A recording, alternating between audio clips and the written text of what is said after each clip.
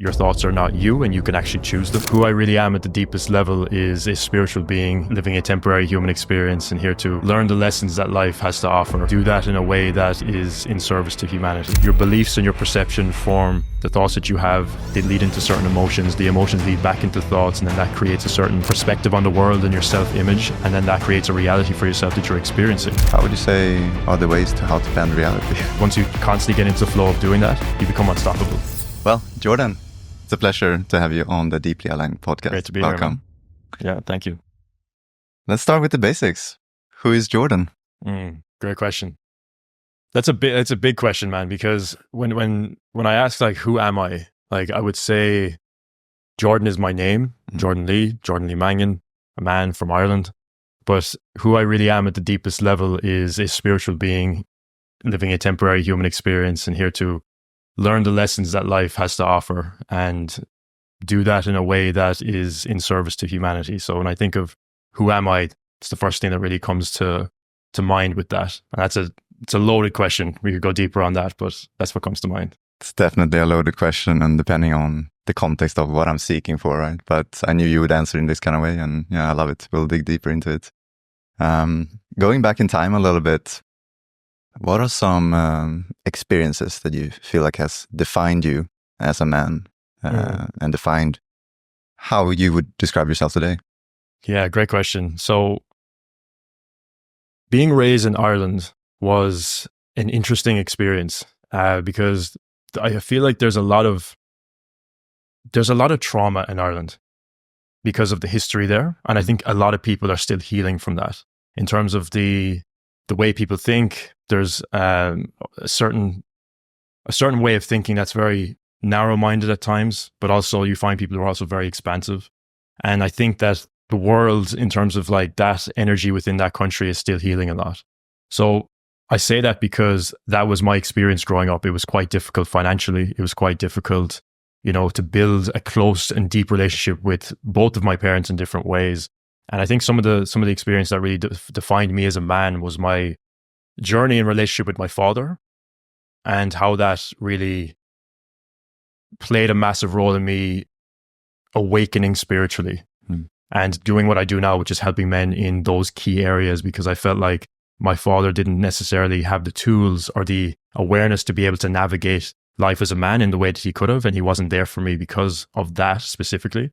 And that's no fault of his own. Like we have a great relationship now. It's just that for many years it was very challenging, and it was a lot of work for me to do internally to be able to heal that, to be able to move through it, to be able to forgive and love unconditionally, regardless of what I felt like I should have gotten throughout my childhood, because it was all shaping me into becoming a better man and being able to find what I do now as a vision and mission to be able to help men.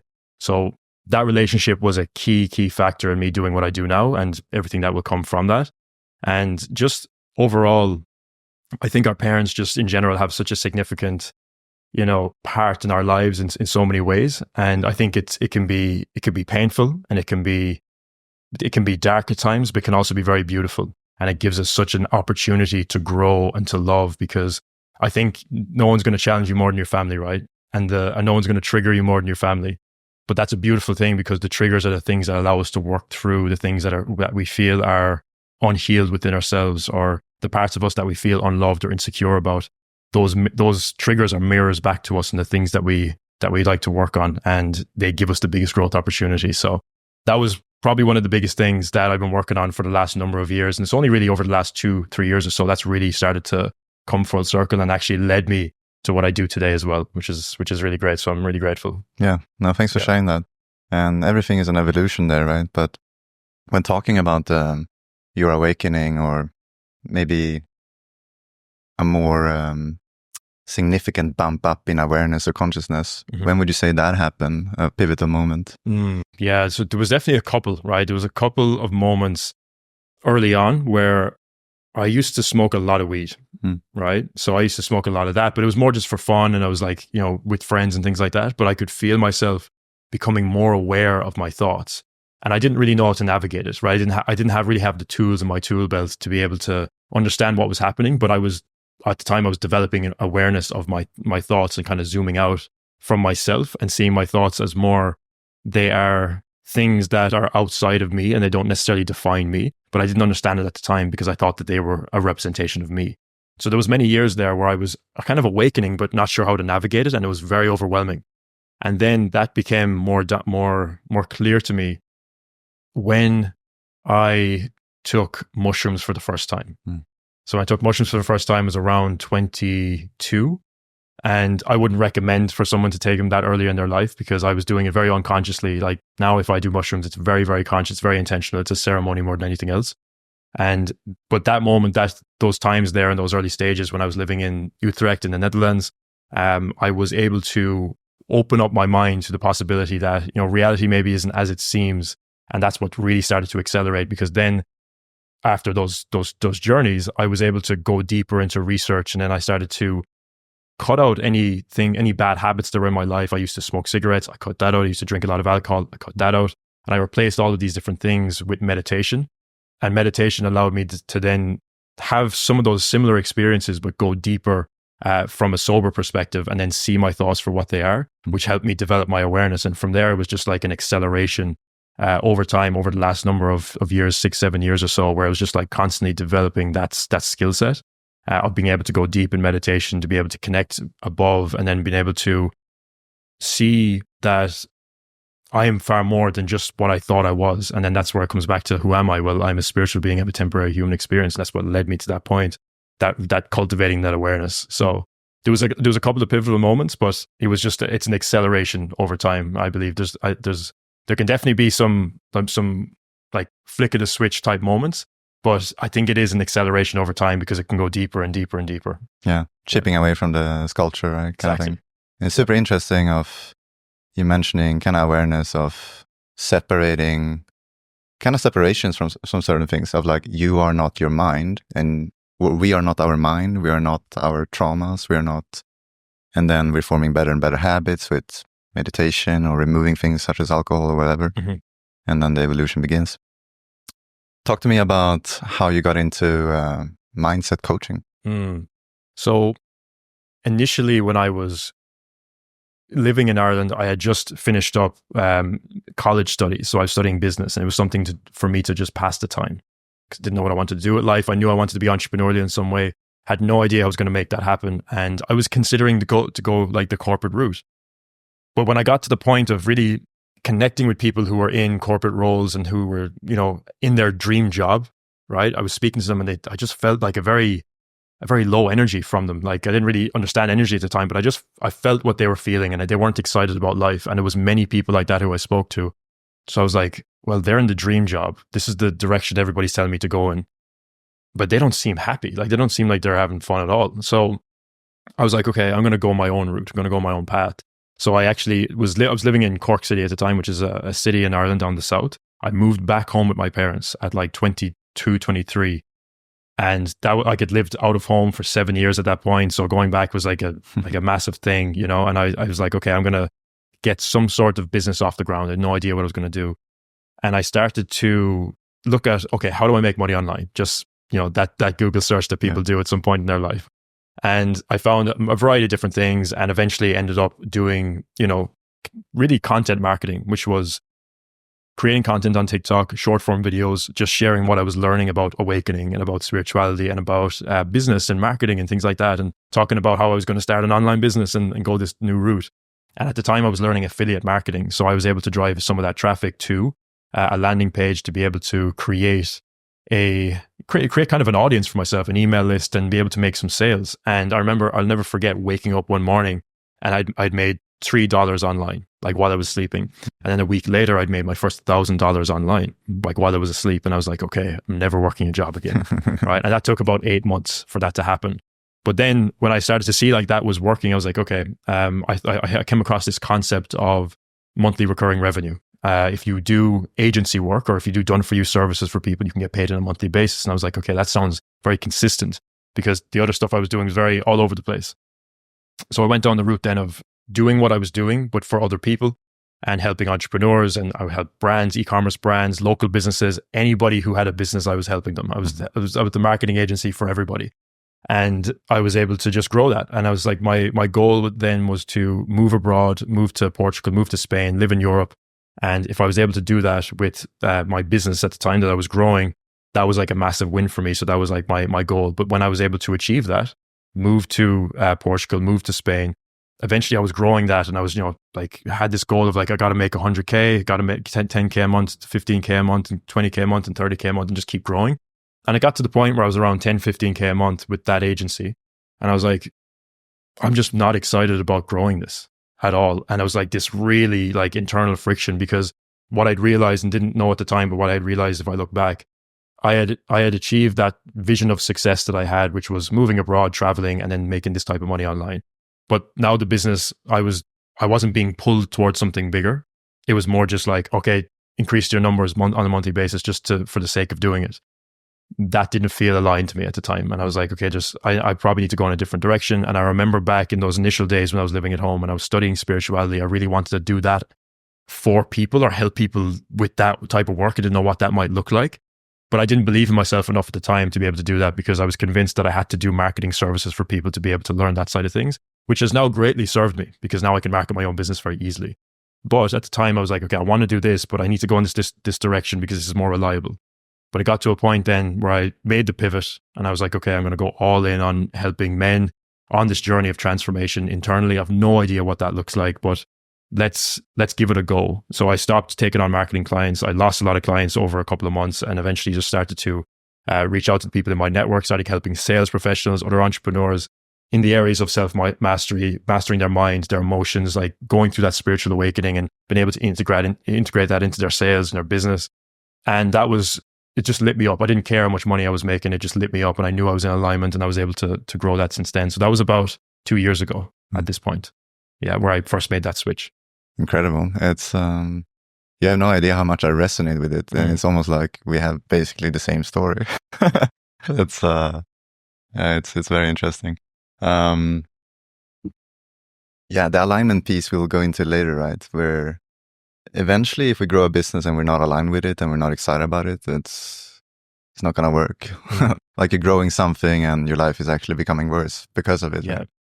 But going back to that whole process and evolution, what do you think was some of your values that were driving you to say that these people in my dream job are not excited, they don't seem happy, I'm not going to get what I want from that path. Now I'm going to keep on exploring this path, and I'm going to have the courage to do so. And so maybe a little bit of like the values that have been driving you up until now through that process, and maybe also the values that driving you, your personal mission today. Yeah, great question. I think in those beginning stages, I valued freedom, and I still do. Like I love to explore, I love to travel, I love adventure. It's a big part of who I am. So I didn't feel like I could do that in a job. I felt like I would be very limited. And before that, if we go back even like a number of years before then, I was able to do a lot of traveling just by somehow getting myself into scenarios where I was just working abroad. So I was able to experience that in my teens, of like what it's like to be able to travel and to be able to go out and work in different jobs and work in like the south of France or work in, America and move furniture for a living. Like I was able to do that. So I was able to tap into, okay, this is something I'm really excited about. I want to do this forever. I want to travel. So doing that job in that beginning didn't align with that. So I had to find another way. So that was one of the core ones. It still is. Like freedom is one of the big things. Just being able to explore. I think, as well as everything that was going on with my father and the relationship I had with him, I was using that as a mirror back to me as the person I needed to become to be able to be different to the way he was. So I guess some of the core values that I had around there was being more courageous, being more of service to the world, right? Service is a big thing for me. I feel like I'm genuinely here to really be of service, like every entrepreneur has in their heart, right? Being of service to the world. So I wanted to be, I felt like I couldn't do that in a job, really, It's like it's limited. I'm kind of just getting a paycheck, and I think that's fine for some people, and there's nothing wrong or right with it. There's no judgment there. It's more just like, I felt like I wanted to be more and provide more to the world because it was just part of me, and I didn't know where that came from. So I think, some of the core things, freedom, courage is a big one for me. I always try to lean into courage because it brings me excitement as well when I know I'm being courageous. And then at the other side of that, just being of service to the world are some of the top three. Yeah. Also just like authenticity in itself, of like, you being able to be yourself there and go with your interests and excitement. Absolutely. The authenticity is a big one too, for sure. Yeah. I'm sure you learned a lot about mindset in specific along that way, right? Yep. Managing your own mind and your actions and behaviors. And talk to me, how important is mindset for an entrepreneur or anyone really to find success? Man, it's the foundation of everything. That's like the reason that I'm so passionate about what I do is because it is the foundation of everything. And it's not something that you learn in the beginning stages and then your mindset's perfect and then you go off and it's all strategy after that. It's a fine mixture between the two. And your mindset and how you approach life is going to affect how you implement a strategy. And if you implement it the way that's going to be the most aligned for you and bring you the most success in that way. So mindset, I think, is a very broad term. I use it because I know people are familiar with it and it makes sense, like it's a term that's thrown around the business space, the entrepreneur space. People hear mindset and they're like, okay, that's something I can resonate with. But the work that I do and just what I've uncovered over the last number of years is much deeper than that. It's really about deep internal transformation, and it's, yes, managing the mind and becoming aware of your thoughts, reprogramming old beliefs, uprooting those and installing new empowering beliefs, and being able to choose the reality you create based on that, and bringing awareness to the fact that your thoughts are not you and you can actually choose them, and you can actually be much more of a creator of the reality you experience based on how you choose those, as well as being able to go deep within yourself and understanding that your emotions and the things that you've experienced in your life are deeply connected to how you think as well. So when you heal that deeply internally within yourself, your mind reflects that as well. So it's like, it's all connected, like your beliefs and your perception form the thoughts that you have. They lead into certain emotions. The emotions lead back into thoughts. And then that creates a certain, perspective on the world and your self-image. And then that kind of creates a reality for yourself that you're experiencing. That's why you can have two people in the same room who are experiencing radically different realities based on how they're feeling and how their mind is programmed and wired. So we just have to be constantly uprooting that and challenging ourselves in terms of like, is this a belief that's serving me? Or is this something that it served me up until this point and I kind of need to uproot it now and choose something new to be able to bring myself into a new reality where I can experience something new. I can see things from a different perspective. Because once you constantly get into the flow of doing that, you become unstoppable. So that's why it really is the foundation of everything. But it goes as well much deeper into like your heart and healing on that spiritual journey as well, Yeah. You're kind of answering my question here, but I was curious of hearing your opinion on whether it all starts with the thoughts or whether there's a little bit of a tango between thoughts and emotional, energetic state.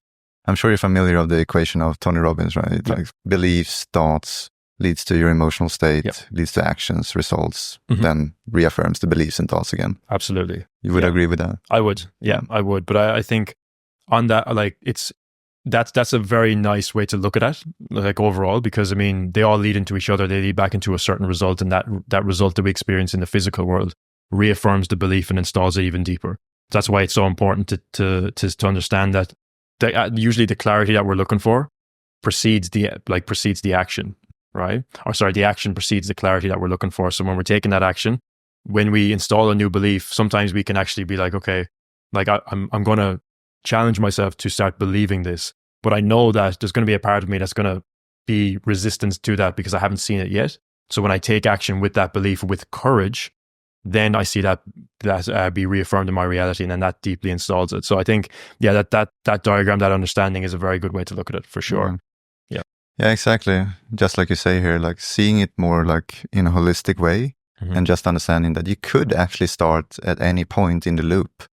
Like you say, if you start with courage, you don't even believe that you can get stronger in the gym. But if you start with I'm just going to go to the gym and take that action, you are going to get results. And then eventually you are going to believe that actually it seems like possible that I can get stronger in the gym. And now you start thinking better and you get more excited in the morning to go to the gym. And now you're like in a positive loop. Exactly. Yeah, they all feed into each other. And I think some things resonate with some people more than others. Like some people will just be more inclined to take massive action and then just kind of figure it out. Yeah. Some people then more need to work on their mind to be able to get themselves to a state where they're confidently taking action in a direction that, feels aligned for where they want to go. So I think it can vary from person to person, but overall, if you're constantly bringing awareness to how you're thinking and creating space in between the thought that you have, you watching the thought, and then understanding the next thing, which is going to be the story you tell yourself about the thought. When you can create space in between those things, that's where you can really become an orchestrator of your reality. Because now you'll be able to identify the story that may be limiting you based on the thought that you have.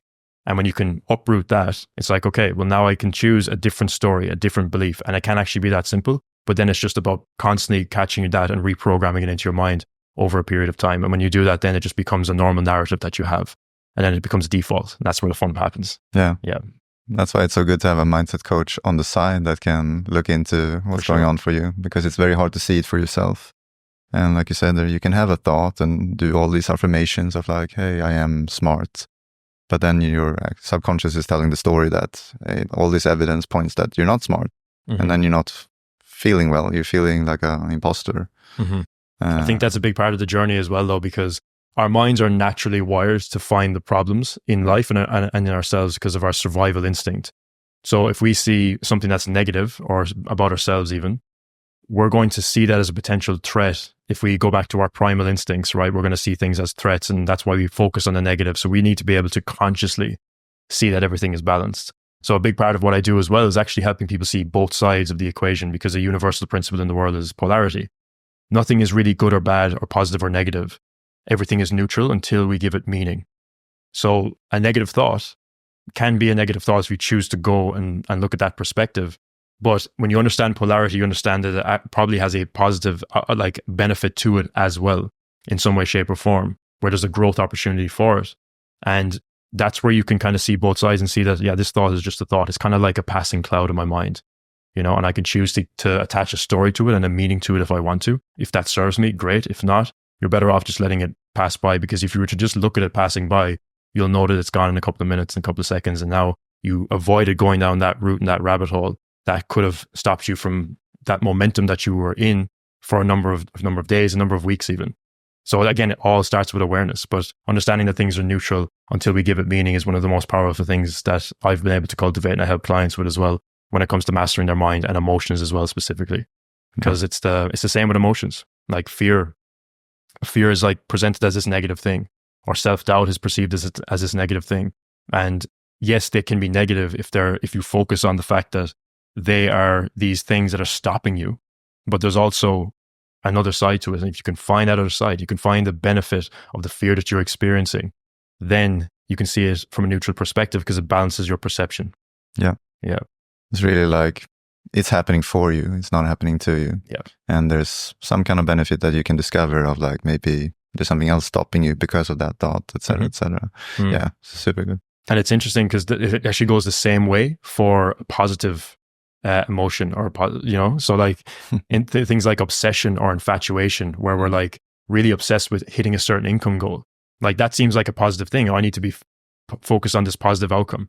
Well, that's also ignoring the principles of polarity, because there's a lot of a new responsibility that comes with that new income. Yeah. There's a lot of things that need to be managed. So there's also another negative side. So like when we see things from that balanced perspective, we can see that we can release attachments to things that we want, because it's not this overly positive thing that's going to be the best thing that's ever happened to us, because there's an equal amount of negatives attached to it. Yeah. You know, and then that's where you can find a state of neutrality in everything. Exactly.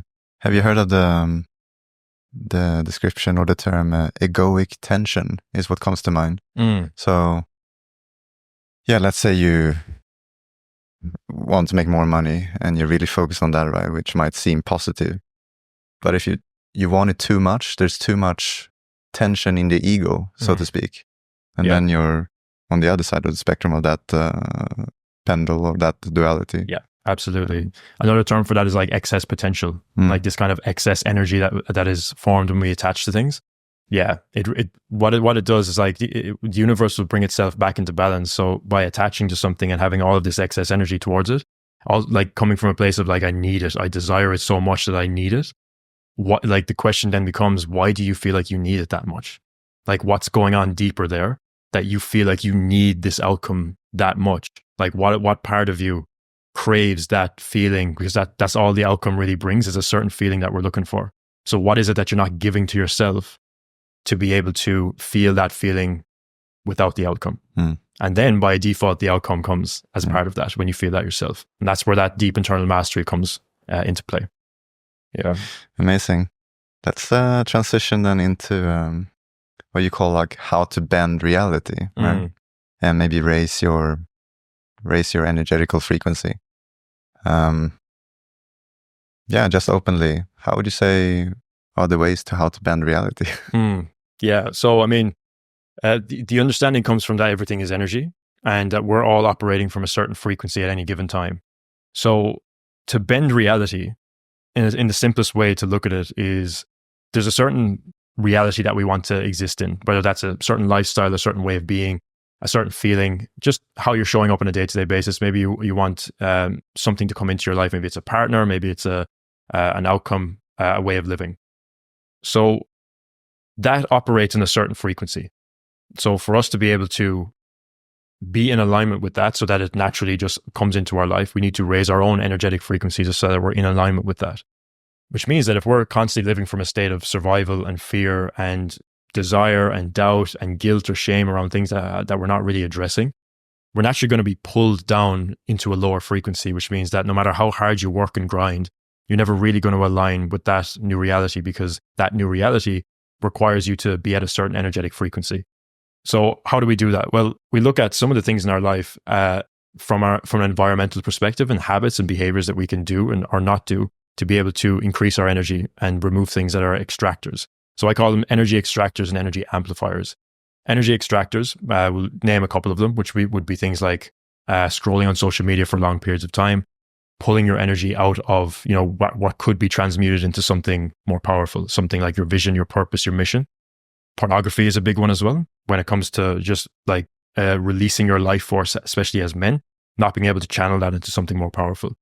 Another thing that you could look at is the types of foods that you eat as well. So very, very processed foods, bad quality water, like anything that comes from something that is not of the highest vibration, let's just say that, right? Things that are just there to kind of pull your attention away. And that's, unfortunately, we live in a matrix world where that's designed specifically to, kind of keep people in that way of just survival, But when you start to step out of that, you have to be mindful of the different things that are going to pull your energy on a day-to-day basis. So there are a couple of those things. The energy amplifiers would be things like deeply connecting to your breath. So breath work is very, very, very, very powerful with that. Meditation, when you combine it with that.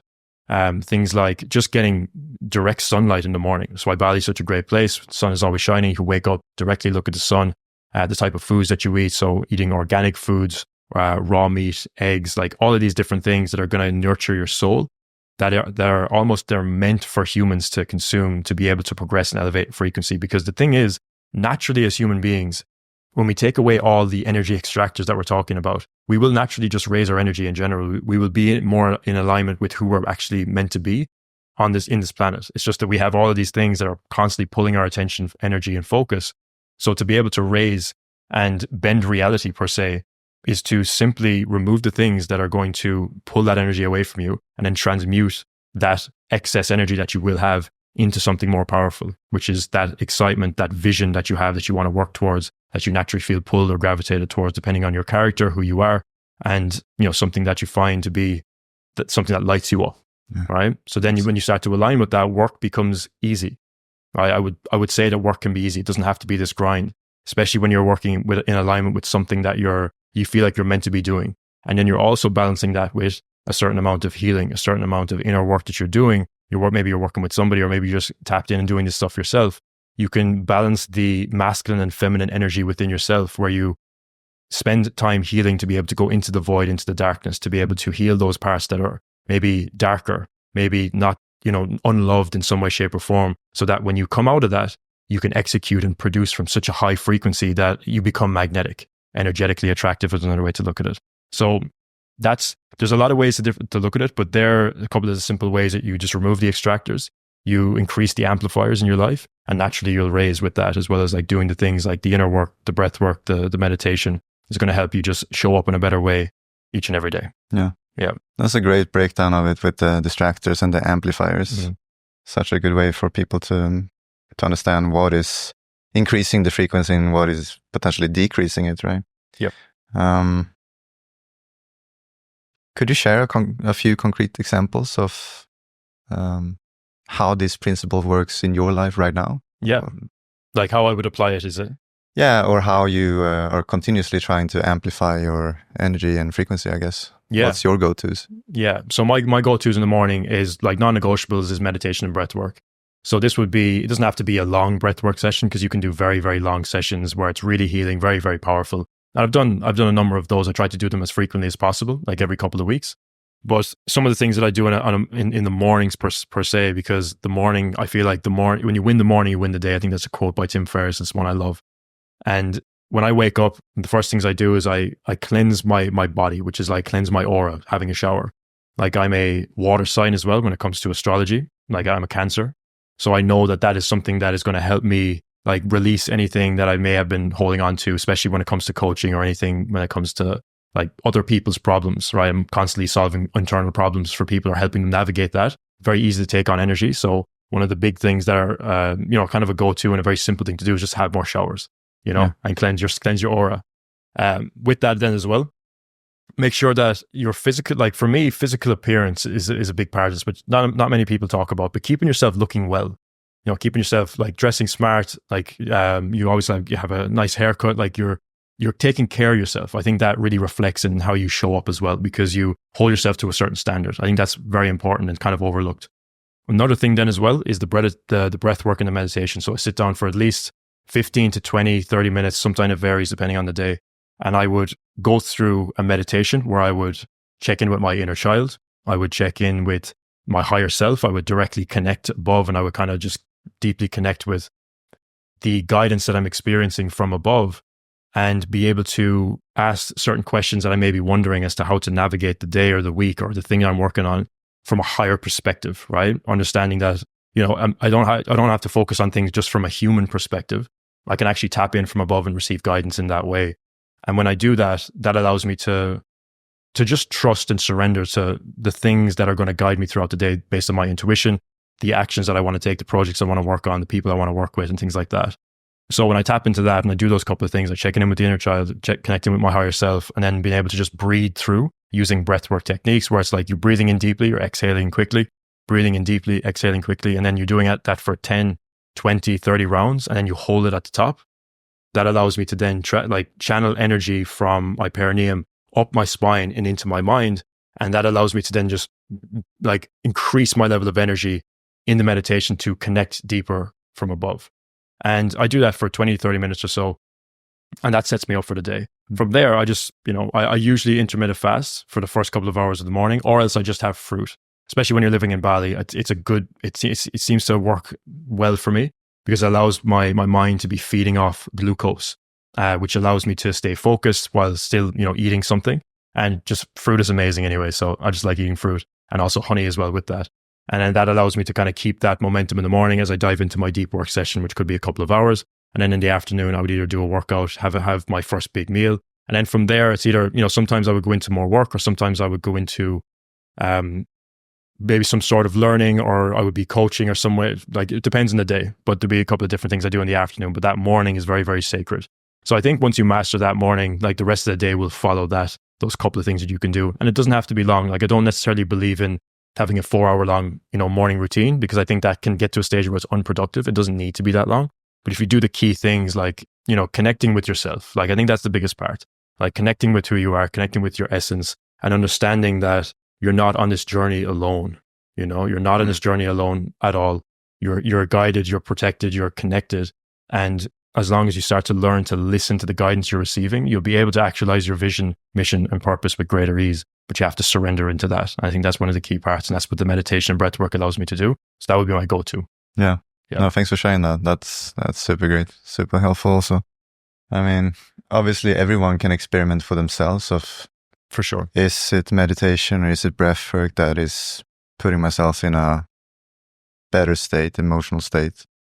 And people are going to find certain tools that they go like, oh, this one is really helpful for me to get into better mood and a better energy and emotions. Absolutely. Yeah. I think it's like finding what works for you as well. Like one thing I want to mention on that as well, doing a short workout, some sort of movement, even if it's not like going to the gym and doing like an hour and a half long workout. I don't think that can be productive, at least for me.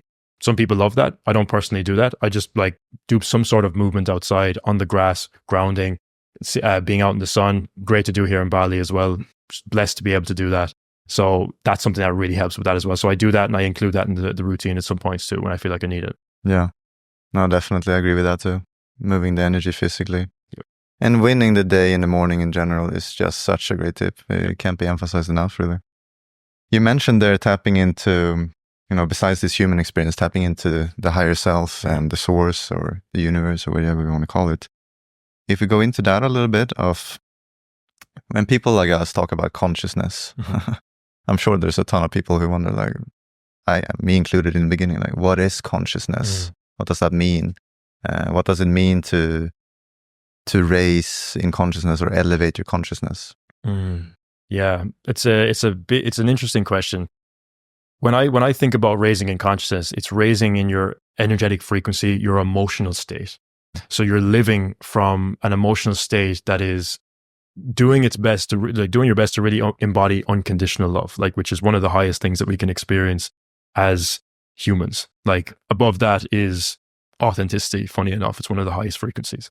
So to be able to raise in consciousness, well, how do we raise up in that scale? Because what I like to reference a lot of the time in YouTube videos and different work I do is the map of consciousness by David Hawkins.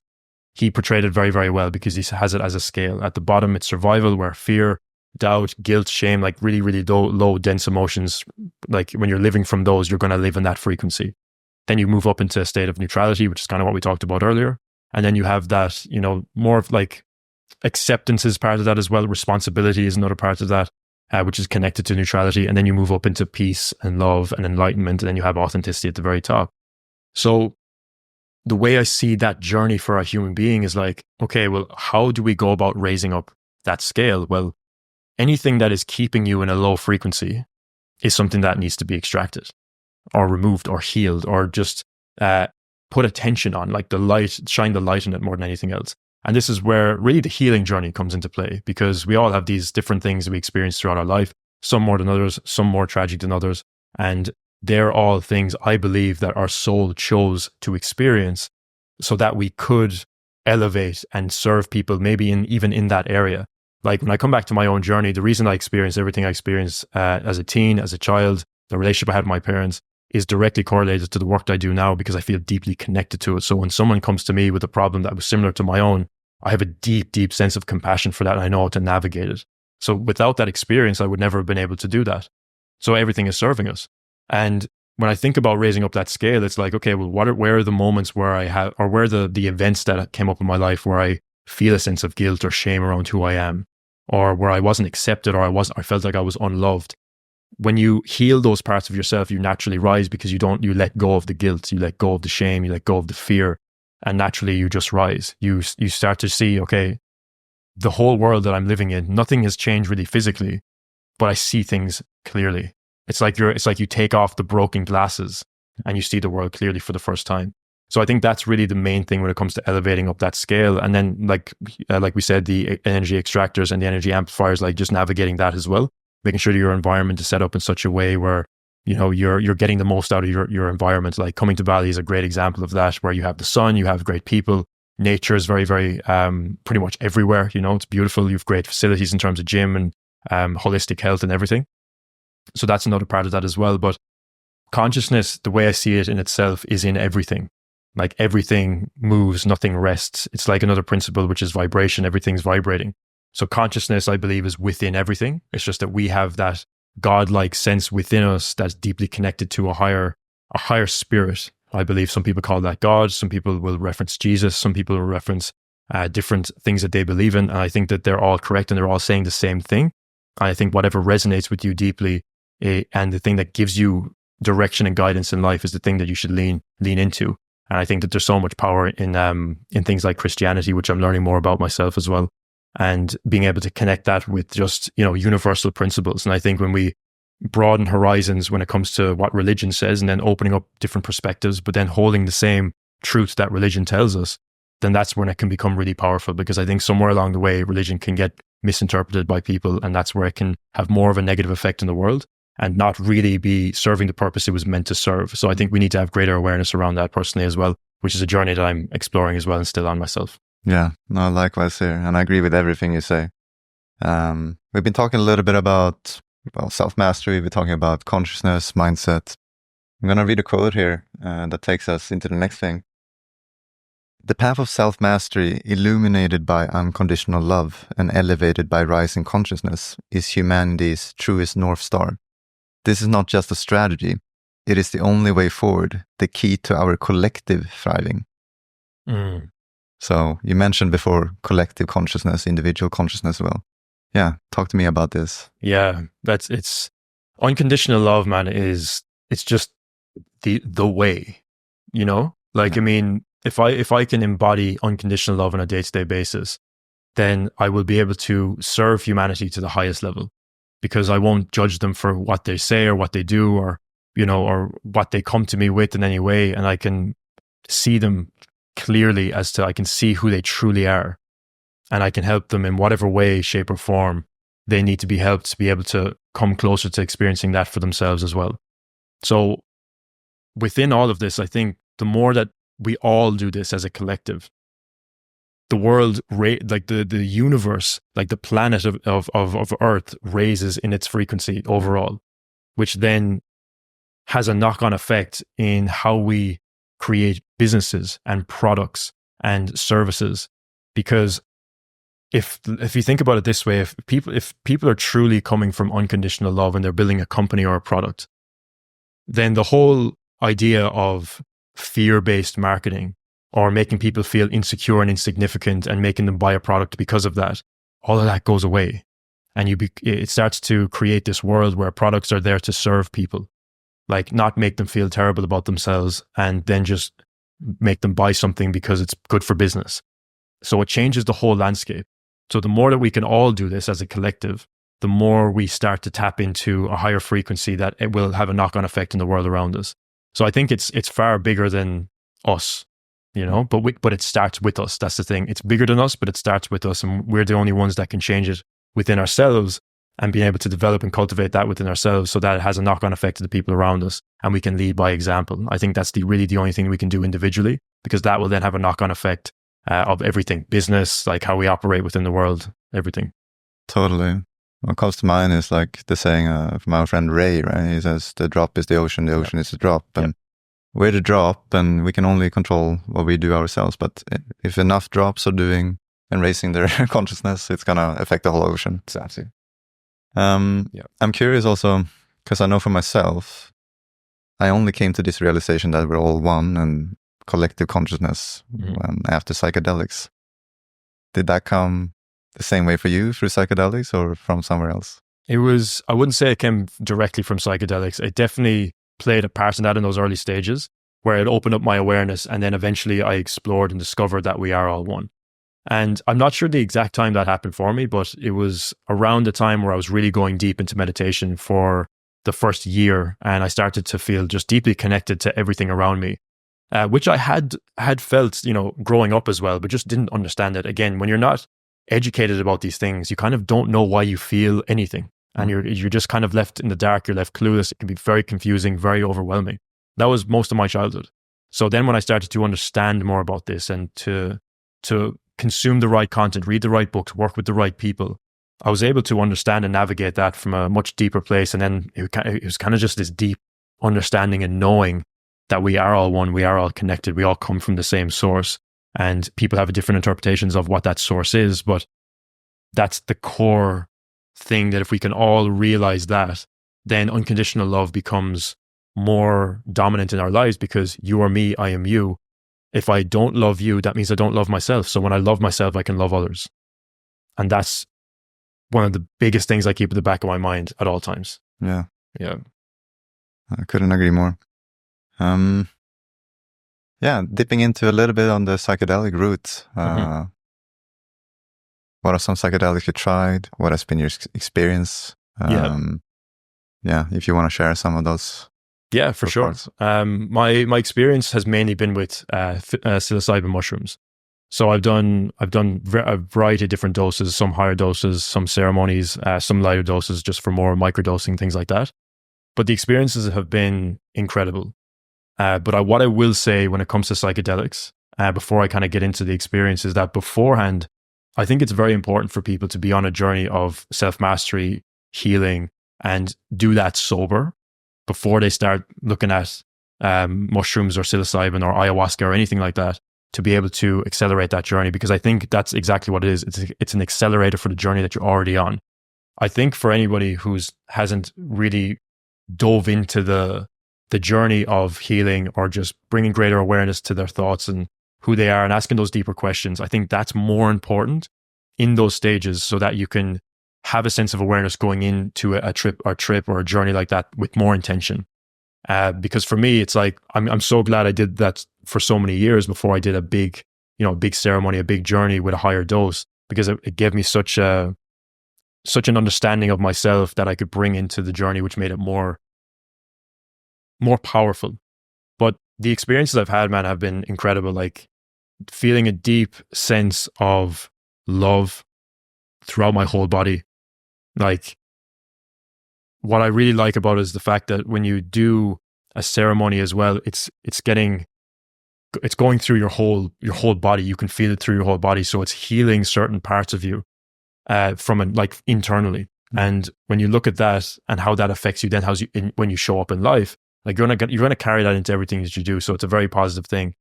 And there was one experience I had which was very nurturing. It was very playful. It was very like, I felt love that maybe I didn't receive as a child the way I wanted to. And that was a deep understanding and connectedness that I had with my inner child that helped me then bring that into my current experiences, be able to help clients with that process as well from a higher perspective, and to know what that really feels like. I think what mushrooms do really, really well is of course they expand your mind, expand your awareness, but they show you what it is like to be really connected and to zoom out, to be more than just your human body, and to be fully spirit, and to be fully connected, and to actually experience other dimensions within that, so that when you come back into your body, you understand that I'm not just a human living an experience and not knowing what's going on, and I'm just gonna build this business because that's what someone told me to do, and I'm gonna make this money. It becomes far more than that.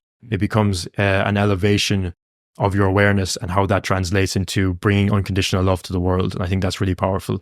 And I've also had other trips as well, which were very intense, like also like almost like an initiation, like you're being pulled out of your ego, like it's a big ego debt. And you see that, you say that you want more from life. You say you want to hold this frequency. You say you want to help these people.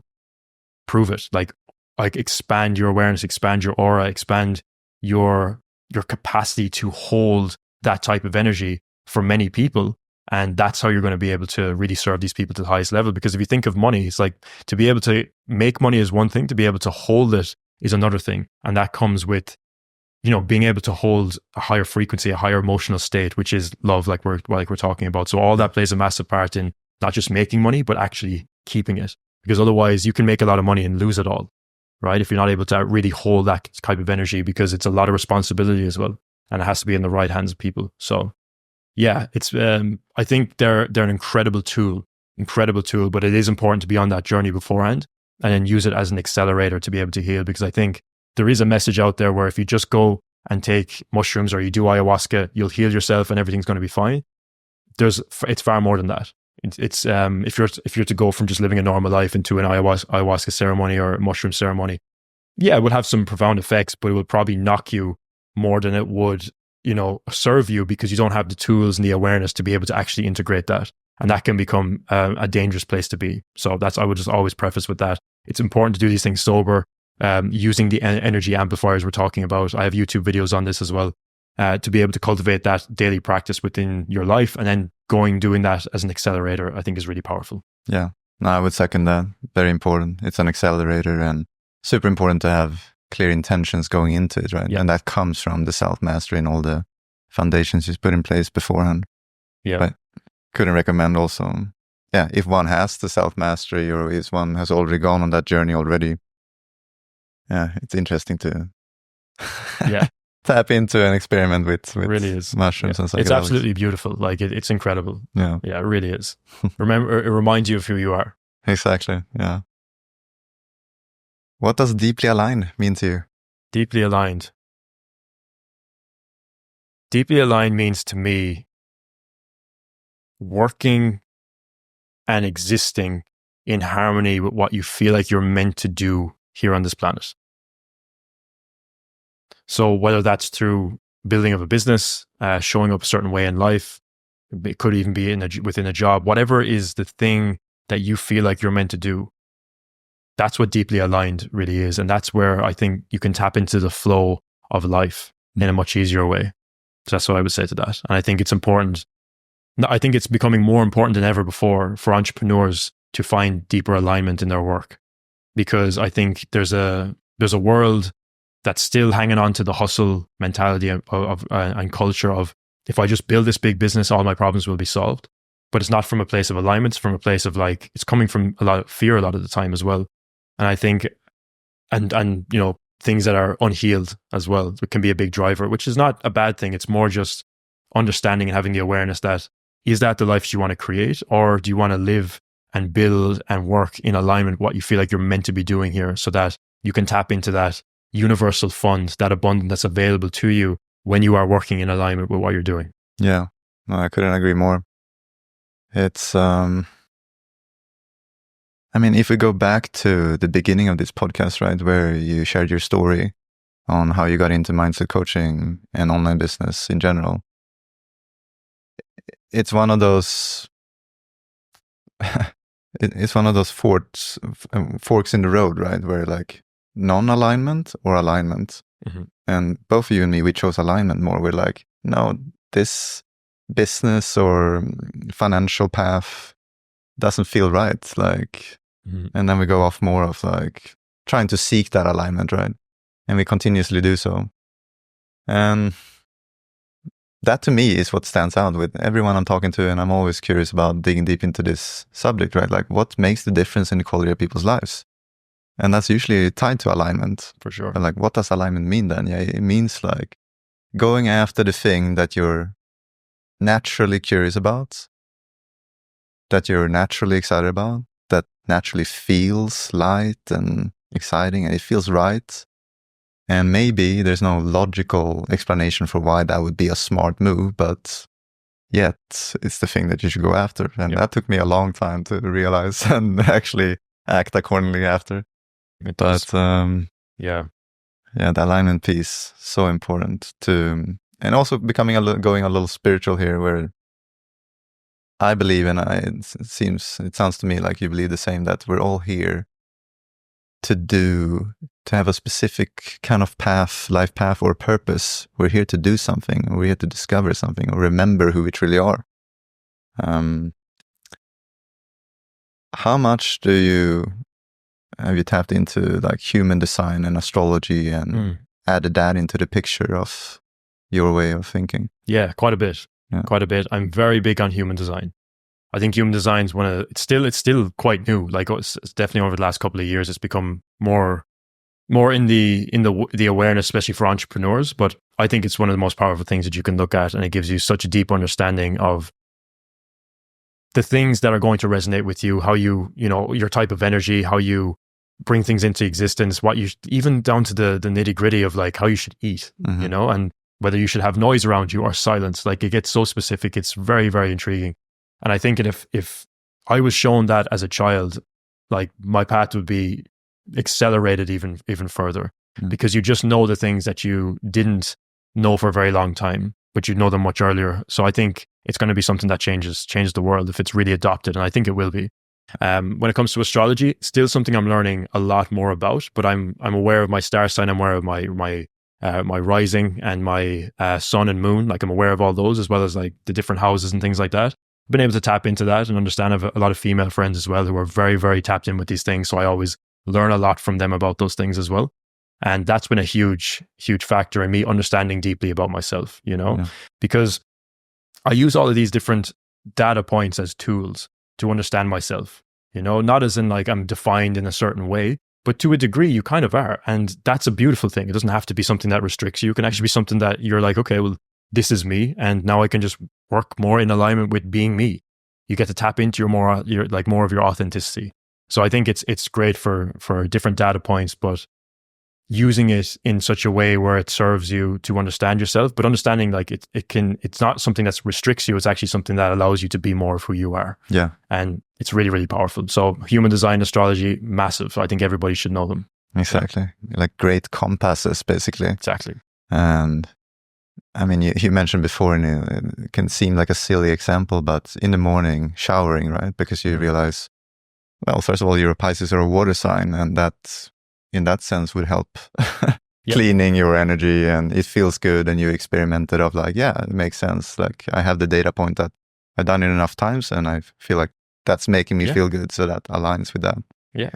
And then on a more macro perspective, like if everyone tries to figure out like, how do I improve my life? What do we take that decisions from? Like, what do we base those decisions off? Yeah. We need to base them off like knowing who we are and how we work.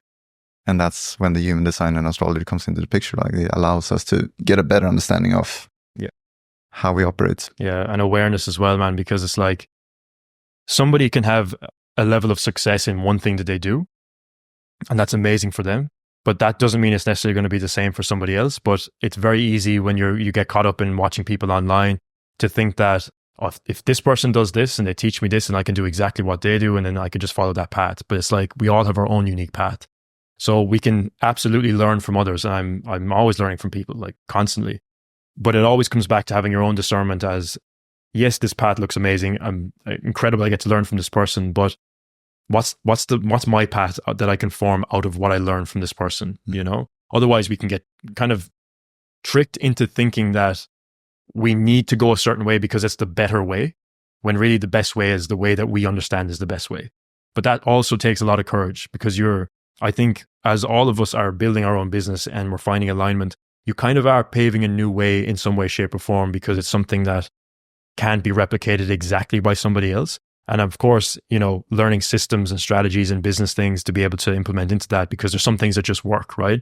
But then applying that to your own unique essence and your way of doing it allows you to create something unique in the marketplace, while also living in alignment with what you feel called to share with the world, and trusting yourself as well. So using the information and knowledge of others to be able to create something that's aligned with you by tapping into your own intuition and applying that to what you think is the best path, and then trusting that and learning that, which comes from knowing yourself as well. Yeah, totally. I want to kind of end on the notes of, because we've been talking about a lot of things right now, right? Yeah. A lot of intangible things to some people, and that sounds a bit fluffy, and I think this podcast sheds a lot of light on that for people watching and hearing this. One thing I love when I look into your coaching it's a very limited label, mindset coaching, way more than that. But when you work with your clients, you seem to have this system, mastery, recalibration, where you can actually measure certain things, measuring like how's your energy levels, measuring how's your self-sabotaging patterns, measuring how's your consciousness. And that's extremely valuable. If you want to expand a little bit on that, of how those metrics and statistics works. Yeah, absolutely. So I totally get that. Like everything that we're talking about, it can seem very up in the air. Like, how do I grasp it? How do I latch onto that? How do I make sense of it? Because our logical minds and our ego, we get caught up in, okay, but what's the result, or how do I calculate this? You know, how do I know when I'm in alignment? How do I know if I'm on the right path? How do I know if I'm increasing my energy levels, or if I'm operating from a higher frequency? I was very aware of that, because that was something I was constantly asking myself as well. I think as men as well, we're a little bit more discerning about how we use those things in our life, because naturally our minds are going to be wired that way. Yeah. So for me, I was like, okay, how do I make this measurable? Because nobody's doing this. It's the biggest objection that people get who are like, let's say if you're a spiritual coach, it's the biggest objection that you'll get from people who don't understand the spiritual world. But the people who don't understand the spiritual world to the depths of you are the people who need it the most. So how do you make it tangible for those people? Well, I had to start tracking things, which I'm not going to lie, it's a bit all over the place. I'm still refining the system of how I do it, but how we do it is on the onboarding phase, when someone becomes a client, we track each area on a scale of 1 to 10 of like where they're currently at, right? From a variety of different areas. The ones that you see on my Instagram post where it's like mastery recalibration is a segment of those. There's far more as well that we calculate. They're just not as relevant to more like portraying that online. So we track all of those different things, and then we check in weekly, as well as monitoring the calls of those check-ins as well. So you have the onboarding, you have the weekly reflections, and then on the calls as well, you're also monitoring the levels and rating those different areas. And over time, you get an average of like the increases or decreases in different things, and also based on the external result that they receive as well. So at the very end, we track income. How does all of this, the decrease in procrastination, the decrease in fear and anxiety and overthinking, the decrease in self-doubt, how do we see that decreasing, and then the action increasing, the alignment increasing, and then the income increasing as well? So when you track that, it makes it tangible for people to understand that doing this work matters to actually getting the inevitable goal, which is maybe increasing your income if you're in business, or sales, which is mainly the people I help with as well. So that's what matters to them in terms of an external result. But this is the mechanism of how we do it. And usually it's just, they apply the same strategies that they were doing anyway in business. Nothing really changes there. Maybe a couple of tweaks to like how they brand themselves or how they show up.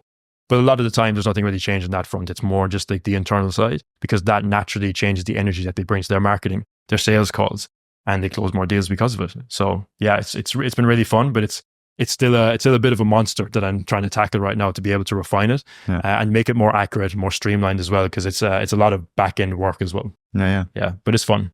No, amazing. I mean, it's needed. Someone taking the lead in that area is super important. So yeah, nice. Anything else you feel like we haven't touched upon so far? One of the big things that I am trying to my best to get across to the marketplace is this way of the modern master. So the way of the modern master is integrating everything that we're talking about here into an identity and a character. One of the biggest things that I found in those beginning stages, as I was finding more alignment and finding my way and moving with courage and traveling and just trying to figure things out, was always having some sort of North Star. And I didn't necessarily have a religion that I was always falling back on. I was raised like Catholic, but never didn't really have a deep connection with that. So I always had to kind of find a direction to move in. And for me, it was about creating this identity, this man I wanted to become.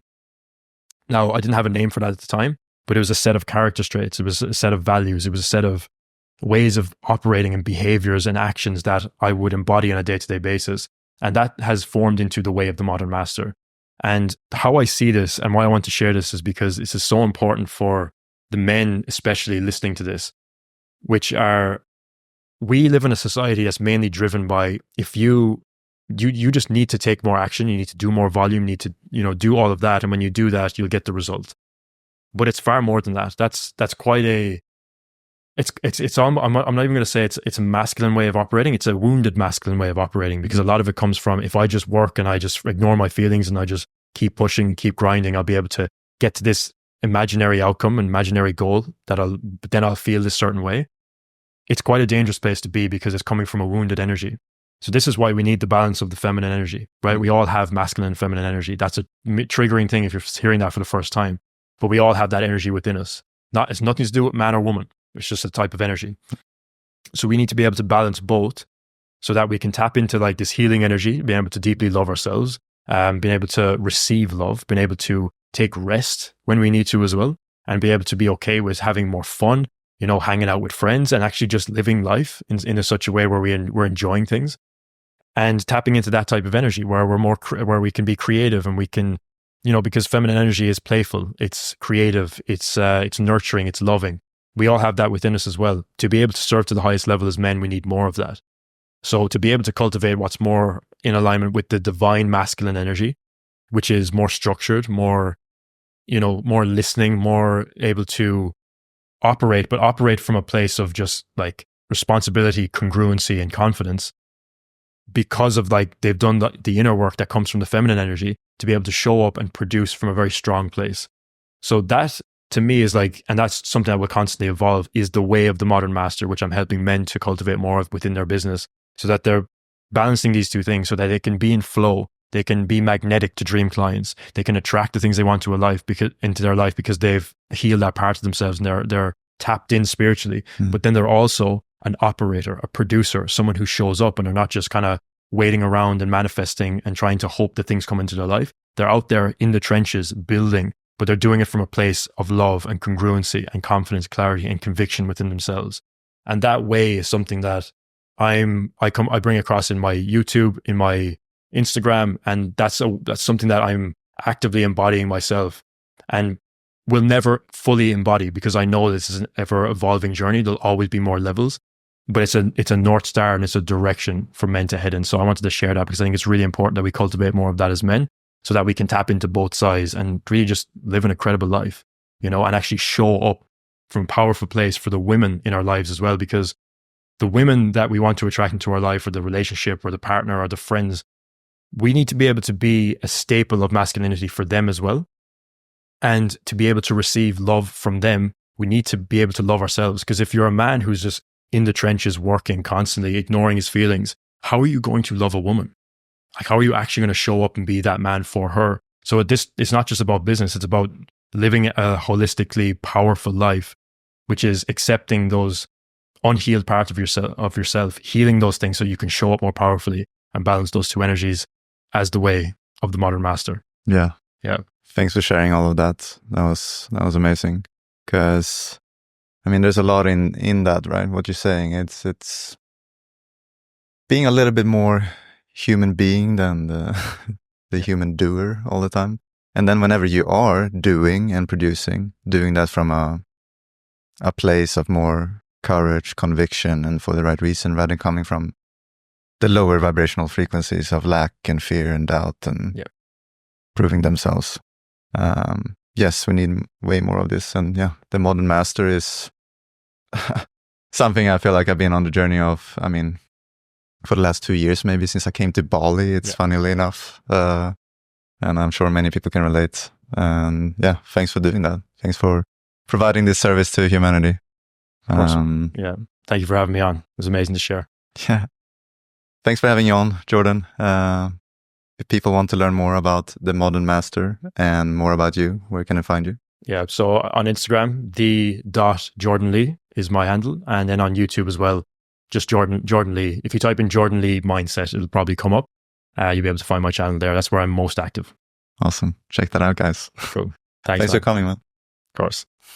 Awesome.